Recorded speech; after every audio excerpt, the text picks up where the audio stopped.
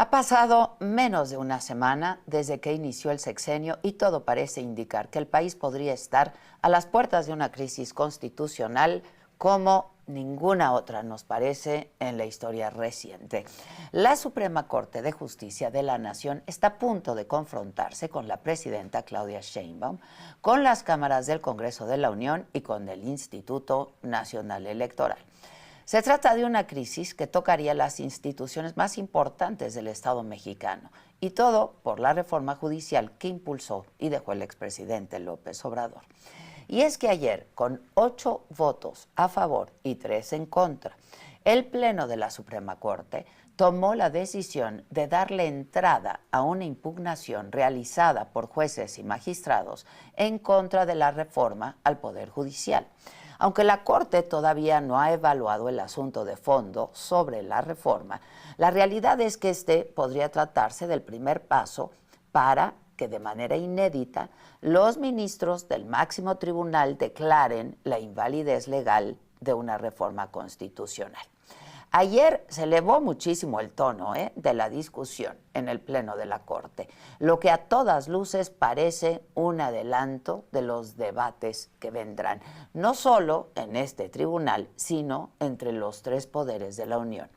La ministra Lenia Batres, afín a la Cuarta Transformación y por lo tanto defensora de la reforma judicial, votó en contra del proyecto bajo el argumento de que la Corte no tiene facultades para someter a revisión cambios a la Constitución aprobados por el Poder Legislativo, porque violaría el principio de supremacía constitucional, así como la división de poderes y el Estado constitucional de derecho.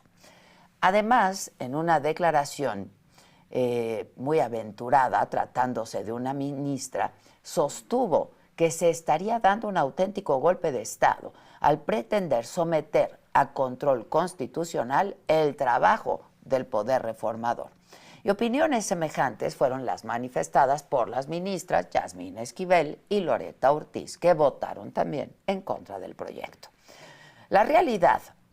es que nadie sabemos qué sucedería si eventualmente la Suprema Corte de Justicia encontrara argumentos jurídicos para invalidar la reforma judicial, sobre todo porque a lo largo de todo el proceso legislativo mediante el cual se aprobó la reforma, diversos jueces le ordenaron tanto al Senado de la República como a la Cámara de Diputados que suspendieran la discusión y la aprobación del proyecto bajo el argumento de que resultaba violatorio a los derechos humanos de trabajadores del Poder Judicial que promovieron amparos en su contra.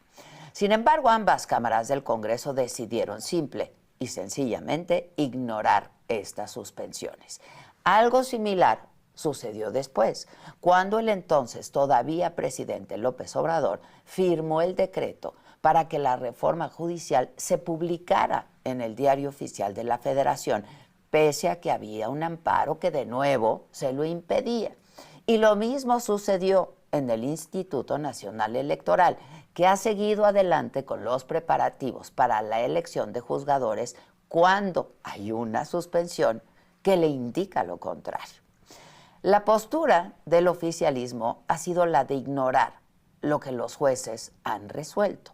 Tanto Ricardo Monreal, coordinador de Morena en San Lázaro, como Gerardo Fernández Noroña, presidente del Senado, han insistido en que no existe ningún recurso legal para detener la reforma judicial, pues ya se encuentra en la Constitución y, por lo tanto, en su opinión, la elección de juzgadores es un hecho irrevocable que ningún poder en el mundo puede alterar. Hay que recordar que apenas ayer, en el mismo sentido, la presidenta Claudia Sheinbaum aseguró en su conferencia mañanera que la reforma judicial ya fue aprobada y que ya está en la Constitución, por lo que más allá de cualquier recurso legal, los jueces, magistrados y ministros van a ser elegidos por voto popular en junio del próximo año. El problema